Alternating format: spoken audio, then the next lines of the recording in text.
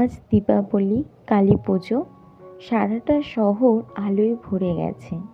আকাশে আতশবাজি, চোখে ঝলমলে আলো, আর মনে হাজারো আশা।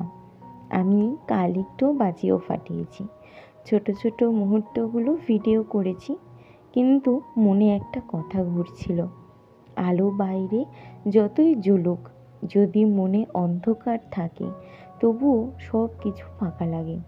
তাই আজ আমি বলবো, আলো মানে শুধু দীপ আর আতশবাজি নয়।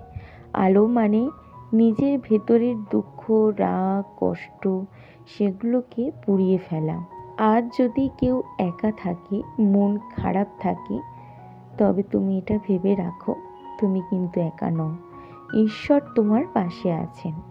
আলোর এই উৎসবে নিজের ভেতরেও একটা ছোট্ট আলো জ্বালাও, ভালোবাসার, আশার, নিজের ওপর বিশ্বাসের। সবাইকে জানাই শুভ দীপাবলি এবং শুভ কালী পুজো। আলোয় আলোয় ভরে উঠুক আমাদের জীবন।